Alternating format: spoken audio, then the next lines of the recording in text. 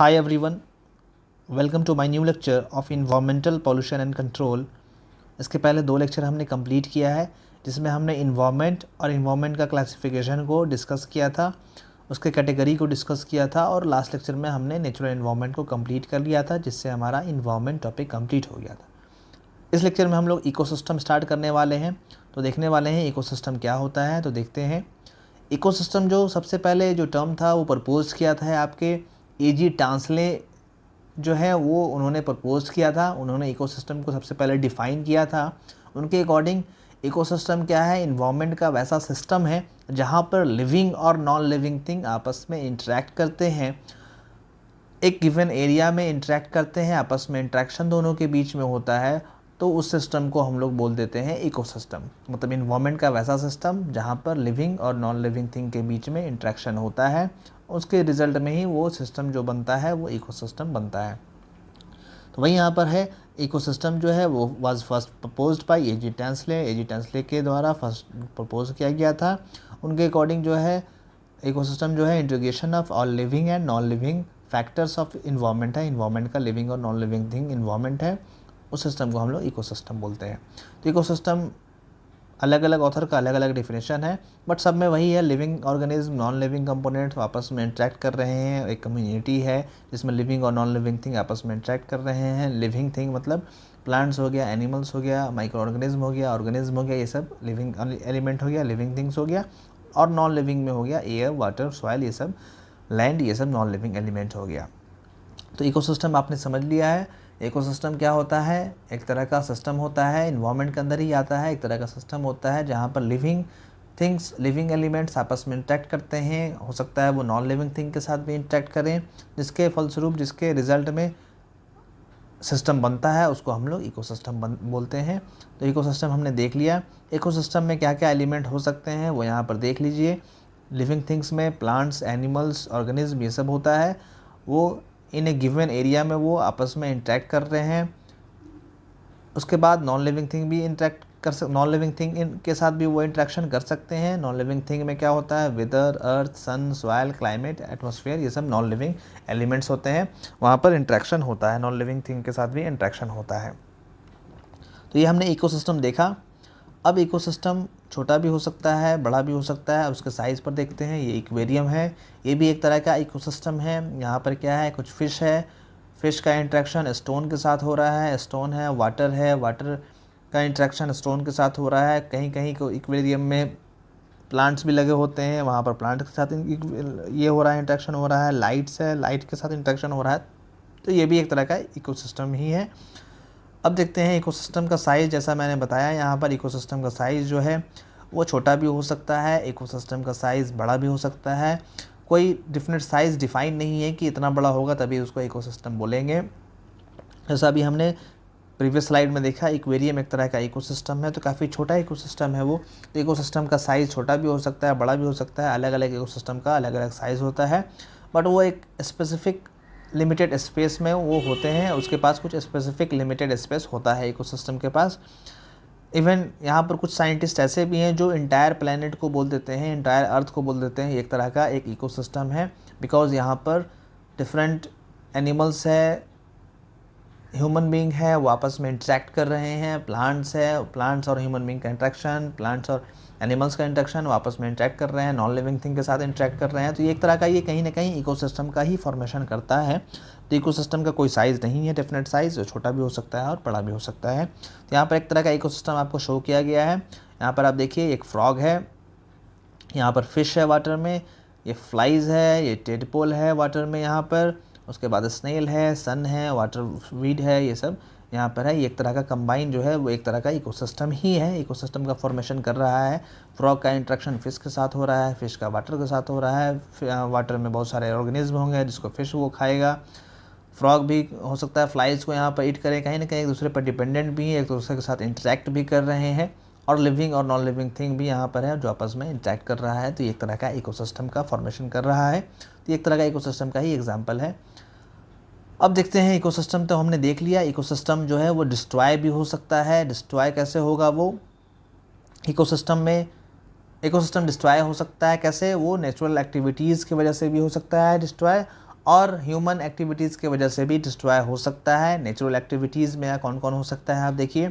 Natural activities for example flood आ गया, tsunami आ गया या आंधी तूफान आ गया, उसके वजह से कोई इकोसिस्टम डिस्ट्रॉय हो गया। आपने पहले भी देखा होगा, एक बार सुनामी आया था, वहाँ पर क्या हुआ था कि काफ़ी ज़्यादा एरिया उससे इफेक्टेड हुआ था, तो वहाँ पर का जो इकोसिस्टम था, वहाँ पर जो लिविंग नॉन लिविंग थिंग थे वो उससे इफ़ेक्ट हुए थे, जिससे क्या हुआ था इकोसिस्टम वहाँ का डिस्ट्रॉय हो गया था। तो इकोसिस्टम नेचर की वजह से तो डिस्ट्रॉय होता ही होता है, ह्यूमन की वजह से भी होता है। ह्यूमन की वजह से कैसे होता है? डिफॉरेस्टेशन की वजह से, मतलब फॉरेस्ट को कट कर देना। फॉरेस्ट को कट करने के बाद वो अपना क्या करते हैं, वहाँ पर कुछ इंडस्ट्रीज़ लगा देना, कुछ हाउस बना देना। डिफॉरेस्टेशन की वजह से हो सकता है, अर्बनाइजेशन की वजह से, शहरीकरण जो हम लोग कर रहे हैं डे बाई डे क्या हो रहा है, ट्रीज़ जो हो रहा है वो कट होते जा रहा है, कोई फॉरेस्ट है कट होते जा रहा है, वहाँ पर हम लोग नई नई सिटीज़ बसा दे रहे हैं, जिसके वजह से वहाँ पर इकोसिस्टम जो हो रहा है वो पहले का जो इकोसिस्टम पहले से था वहाँ पर वो डिस्ट्रॉय हो जा रहा है। तो इकोसिस्टम डिस्ट्रॉय हो रहा है, वही यहाँ पर इमेज के फॉर्म में दिया गया है। फर्स्ट इमेज आप लोग देखिए, यहाँ पर इसमें क्या है, फॉरेस्ट जो है वो कट हुआ है। यहाँ पर कुछ ह्यूमन जो है अपनी एक्टिविटीज़ के लिए इस वुड का यूज़ करेंगे, तो उसके लिए क्या कर रहे हैं, वो फॉरेस्ट को कट करते जा रहे हैं। फिर उसके बाद यहाँ पर इस वाले में वॉल्केनिक एरप्शन हो रहा है। वॉल्केनिक एरप्शन की वजह से जो भी वहाँ पर इकोसिस्टम पहले से था वो कहीं ना कहीं उसके वजह से डिस्ट्रॉय हो जाएगा। फिर थर्ड फिगर में यहाँ देखिए, यहाँ पर स्टॉर्म आ रहा है, आंधी तूफान आ रहा है, जिसकी वजह से यहाँ पर जो इकोसिस्टम नज़र आ रहा है, जो यहाँ पर लोग रहते हैं, वो कहीं ना कहीं उसकी वजह से इफेक्ट हो जाएंगे। वहाँ पर हो सकता है इकोसिस्टम वो कम्प्लीटली रिमूव भी हो जाए, कम्प्लीटली वो डिस्ट्रॉय भी हो जाए। फिर यहाँ पर देखिए, हम लोग ह्यूमन एक्टिविटीज़ की वजह से यहाँ पर जो ड्रेनेज सिस्टम है, जो शहर का जो सिटीज़ का वाटर होता है, गंदा पानी होता है, वो हम लोग क्या करते हैं, रिवर में, ओशन में वहाँ पर गिरा देते हैं। इसके वजह से जो भी वहाँ पर ऑर्गेनिज्म होता है, जो भी वहाँ पर फिश है या फिर जो भी वाटर में अवेलेबल है एक्वेटिक एनिमल, वो उससे इफ़ेक्ट होता है। इफ़ेक्ट होने के बाद कहीं ना कहीं वो मर सकता है। मरने के बाद क्या होता है, वहाँ पर जो इकोसिस्टम है कहीं ना कहीं उससे इफ़ेक्ट हो रहा है, कहीं ना कहीं उससे डिस्ट्रॉय होता जा रहा है डे बाई डे। आप देखते होंगे न्यूज़ में बहुत बार आपको नज़र आता होगा कि कोई बड़ा सा एनिमल है, एक्वेटिक एनिमल है, वेल है, वो क्या हुआ, मरा हुआ पाया गया है किसी ओशन के, किसी सी के, किसी समुद्र के किनारे उसका बॉडी पाया गया है, जिसमें वो जब चेक किया जाता है तो काफ़ी ज़्यादा प्लास्टिक वो उनके अंदर बॉडी के अंदर गया हुआ होता है। बहुत सारा जो कचरा होता है जो हम लोग नदी में डाल देते हैं वो उसके अंदर चला जाता है। तो कहीं ना कहीं उससे इकोसिस्टम पर इफेक्ट हो रहा है। तो इकोसिस्टम डिस्ट्रॉय भी हो सकता है, वो नेचुरल एक्टिविटीज़ की वजह से भी डिस्ट्रॉय हो सकता है और ह्यूमन एक्टिविटीज़ की वजह से भी डिस्ट्रॉय हो सकता है। तो यहाँ पर हमने ये देख लिया डिस्ट्रॉय होने का। उसके बाद हमने अब देखना है कि इकोसिस्टम का टाइप क्या क्या है, कितने पार्ट में उसको डिवाइड किया गया है। तो वो अब देखते हैं कितने पार्ट में डिवाइड किया गया है। यहाँ हम लोग टाइप को डिस्कस करेंगे। तो यहाँ पर कुछ बेस माना गया है उसको क्लासिफिकेशन के लिए। तो सबसे पहला जो बेस हमने माना है वो क्या है, उसका नेचर क्या है, इकोसिस्टम का नेचर क्या है, वो हम उसके अकॉर्डिंग हमने डिवाइड किया है इसको। वही लिखा हुआ बेस्ड ऑन नेचर, नेचर के अकॉर्डिंग कितने पार्ट में डिवाइड किया गया है। तो नेचर के अकॉर्डिंग 2 पार्ट में किया गया है। वो नेचुरल है इकोसिस्टम, मतलब नेचर की तरफ से दिया गया है, या फिर उसको मैन मेड है, आर्टिफिशियल उसको बनाया गया है। तो उसके अकॉर्डिंग 2 पार्ट में यहाँ पर डिवाइड किया गया है, नेचुरल और मैन मेड। तो नेचर को भी, नेचुरल जो इकोसिस्टम है उसको भी फिर 2 पार्ट में फर्दर डिवाइड किया गया है। 2 पार्ट में कैसे डिवाइड किया गया है, एक तो हो गया वैसा इकोसिस्टम जो लैंड पर है, जो भूमि पर है, उसको टेरिस्टेरियल बोला गया है। और जो नदी में है, जो मतलब वाटर में है, उसको वाटर से बना हुआ है, उसको हम लोग बोलते हैं इक्वेटिक इकोसिस्टम। वही यहाँ पर 2 पार्ट में दिया गया है। टेरिस्टेरियल में आप देख लीजिए, जो लैंड पर है उसको हम लोग फॉरेस्ट बोल सकते हैं इकोसिस्टम। जो फॉरेस्ट है वो एक तरह का इकोसिस्टम है जो लैंड पर ही रहता है, उसको टेरिस्टेरियल के अंदर आएगा वो। तो ग्रासलैंड क्या होता है, घास का मैदान, आपने सुना होगा, सवाना होता है, कैनवास होता है, ये सब घास का मैदान है। ग्रासलैंड है, वहाँ पर भी ग्रास होता है, बहुत सारे ऑर्गेनिज्म होते हैं, वो आपस में इंटरेक्ट करते हैं। लैंड होता है, एयर होता है, वो आपस में इंटरेक्शन हो रहा है उनका, लिविंग नॉन लिविंग थिंग का, तो वो भी एक तरह का इकोसिस्टम है। उसी तरह से डिज़र्ट में सैंड, कैमल, ये सब होता है। डिज़र्ट का कुछ प्लांट होता है, वो भी एक तरह का इकोसिस्टम का फॉर्मेशन करते हैं। नेचुरल में ही एक और आता है इक्वेटिक, जो मतलब वाटर से रिलेटेड है, जो वाटर में पाया जाता है। वाटर में 2 पार्ट में उसको भी डिवाइड किया गया है। वाटर में भी 2 पार्ट होता है, सॉल्ट वाटर और फ्रेश वाटर। तो सॉल्ट वाटर को जो इकोसिस्टम होता है उसको हम लोग मरीन बोलते हैं। मरीन में सीज आ गया, ओशन आ गया, ये सब आता है इक्वेटिक के अंदर। उसके बाद फ्रेश वाटर में क्या होता है, पॉन्ड हो गया, लेक्स हो गया, रिवर हो गया, ये सब आता है फ्रेश वाटर के अंदर। आपको नेचुरल एनवायरनमेंट, नेचुरल इकोसिस्टम का ये सब पार्ट हो गया। नेचुरल इकोसिस्टम का पार्ट टेरिस्टेरियल था, जिसमें जो भूमि पर है, जो मतलब सरफेस पर है वो हम लोग हमारा हो गया टेरेस्ट्रियल के अंदर, और जो वाटर के अंदर है तो उसको हम लोग इकोसिस्टम को एक्वेटिक इकोसिस्टम बोल देंगे, जिसमें मेरीन और फिर फ्रेश वाटर इकोसिस्टम आ गया था हमारा। अब आर्टिफिशियल हमने देखना है मैन मेड और आर्टिफिशियल। तो मैन मेड आर्टिफिशियल में क्या क्या हो सकता है, एक तो हमने देखा था अभी एक्वेरियम। एक्वेरियम जो होता है वो मैन मेड ही होता है, उसको हम लोगों ने अपने घरों को डेकोरेट करने के लिए यूज़ करते हैं, बनाते हैं, तो एक्वेरियम एक तरह का हो गया। और फिर क्रॉप फील्ड मतलब क्रॉप फील्ड मतलब जो हम लोग एग्रीकल्चर करते हैं, जो क्रॉप लगाते हैं, वहाँ पर भी एक तरह का इकोसिस्टम का फॉर्मेशन होता है। ऑर्गेनिज्म होते हैं कुछ वहाँ पर, उड़ कर आते हैं, बैठते हैं, हो सकता है कि क्रॉप को खा भी लेते हैं, तो वहाँ पर भी एक तरह का इकोसिस्टम का फॉर्मेशन होता है। तो क्रॉप फील्ड भी एक तरह का आर्टिफिशियल है, फिर बाद में हम लोग को ज़रूरत पड़ता है तो उसको कट करके क्रॉप को हटा भी लेते हैं, तो एक तरह का आर्टिफिशियल है। मैन मेड में एक्वेरियम हो गया, क्रॉप फील्ड हो गया, और फ्लावर बेड, जो फ्लावर हम लोग लगाते हैं वो फ्लावर बेड भी उसी में आता है। तो फ्लावर बेड भी इसका एग्जांपल हो जाएगा, आपको मैन मेड का ही एग्जांपल हो जाएगा।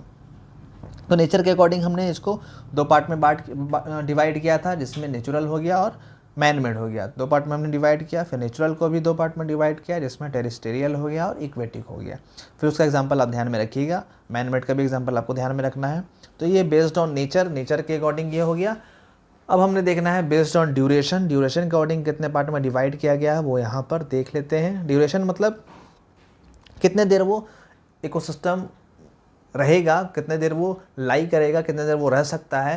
जैसे कुछ इकोसिस्टम होगा वो जल्दी ख़त्म हो सकता है, 10 डेज़, 20 डेज़, 15 डेज़ में ख़त्म हो सकता है, तो उसको हम लोग बोल देंगे कि शॉर्ट ड्यूरेशन का है। जो काफ़ी टाइम तक रहता है, for example forest, river, ocean, ये काफ़ी टाइम तक रहता है, तो वो परमानेंट हो जाता है। तो टेम्पररी हो गया, दो पार्ट में डिवाइड हो गया यहाँ, बेस्ड ऑन ड्यूरेशन, टेम्पररी, और एक हो गया परमानेंट। तो टेम्पररी में कौन आ गया, जो हम लोगों ने खुद से लगाया, जो थोड़ी देर में ख़त्म हो जाएगा। ख़त्म होने वाला कौन सा है, रेन फेड पॉन्ड, जो मतलब वैसा पॉन्ड जो बारिश के पानी की वजह से भर गया है, लेकिन जैसे ही पानी बारिश का ख़त्म हो जाएगा वो 2 से 3 दिनों में, 4 दिनों में, 5 दिनों में वो ख़त्म हो जाएगा, 10 दिनों में हो सकता है वो सूख जाए, जिससे क्या होगा, वहाँ का इकोसिस्टम ख़त्म हो जाएगा। तो वो रेन फेड पॉन्ड जो हो गया वो टेम्पररी इकोसिस्टम के अंदर आ गया। और परमानेंट के अंदर कौन सा आता है वो देख लीजिए, फॉरेस्ट हो गया, ओशन हो गया, लेक्स हो गया, ये सब परमानेंट के अंदर आता है। और भी एग्जांपल हो सकता है फॉर इसके अंदर बेस्ड ऑन ड्यूरेशन में। हमने दो देखा, टेम्पररी और परमानेंट, मतलब कम टाइम के लिए जो होगा वो टेम्पररी के अंदर आ जाएगा, जो बहुत टाइम के लिए होगा या हमेशा के लिए रहेगा वो हमारा परमानेंट हो जाएगा। तो बेस्ड ऑन ड्यूरेशन भी हमने देख लिया। उसके बाद हम लोग देखते हैं बेस्ड ऑन ड्यूरेशन देख लिया, बेस्ड ऑन नेचर देख लिया, अब बेस्ड ऑन साइज़ भी देख लेते हैं। साइज़ के अकॉर्डिंग भी कोई छोटा हो सकता है, कोई बड़ा हो सकता है।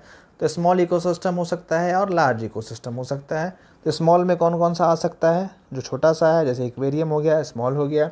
फ्लावर बेड्स होता है वो भी काफ़ी स्मॉल होता है, तो एक्वेरियम, फ्लावर पॉट्स, ये सब जो होता है वो स्मॉल इकोसिस्टम के अंदर आता है। और लार्ज इकोसिस्टम जैसा आपने देखा, फॉरेस्ट, ओशन, रिवर, लेक्स, ये सब लार्ज इकोसिस्टम का एग्जांपल होगा, क्योंकि ये सब का इनका साइज होता है काफ़ी बड़ा बड़ा होता है। एक्वेरियम तो होता है काफ़ी छोटा होता है, बहुत बड़ा तो एक्वेरियम होता नहीं है। ऐसा नहीं होगा कि फॉरेस्ट का साइज़ का एक्वेरियम होगा, वैसा तो एक्वेरियम होता नहीं है। तो स्मॉल इकोसिस्टम जो काफ़ी स्मॉल हो साइज़ में, लार्ज इकोसिस्टम जो काफ़ी ज़्यादा लार्ज हो इकोसिस्टम, उसको हम लोग बोल देंगे लार्ज इकोसिस्टम। तो हमने क्लासिफिकेशन भी देख लिया, 3 कैटेगरी में इसको डिवाइड किया गया था, 3 कैटेगरी के अकॉर्डिंग इसको बांटा गया था। फर्स्ट था बेस्ड ऑन नेचर, सेकंड हमने बेस्ड ऑन ड्यूरेशन देखा, थर्ड हमने बेस्ड ऑन साइज देख लिया। तो ये इकोसिस्टम का क्लासिफिकेशन हो गया। इस लेक्चर में हमने इकोसिस्टम पढ़ा, इकोसिस्टम को कैसे डिस्ट्रॉय हो सकता है वो भी हमने देख लिया, इकोसिस्टम का साइज़ भी देख लिया कि छोटा बड़ा भी हो सकता है, और फिर इसका क्लासिफिकेशन भी देख लिया है। इस वीडियो से रिलेटेड जो भी डाउट होगा वो आप कमेंट में कमेंट करके पूछ सकते हैं। वीडियो को यहीं पर स्टॉप करते हैं। वीडियो को देखने के लिए थैंक यू सो मच। जो भी डाउट होगा आप फेसबुक पेज पर भी आप पूछ सकते हैं। फेसबुक पेज अपना है इंजीनियर सुधार के नाम पर, आप वहाँ पर पेज को लाइक भी कर सकते हैं, और फेसबुक पेज को लाइक करके आप वहाँ पर मैसेज का भी ऑप्शन दिया गया है। टेलीग्राम ऐप भी डाउनलोड करके आप वहाँ पर ग्रुप को ज्वाइन कर सकते हैं, वहाँ पर भी पर्सनली पूछ सकते हैं। अगर आप VCS पर देख रहे हैं तो यूट्यूब पर एक चैनल है इंजीनियर सुधार के नाम पर, आप उसको सब्सक्राइब कर दीजिएगा, और वीडियो को देखने के बाद लाइक और शेयर ज़रूर कीजिएगा। Thank you so much.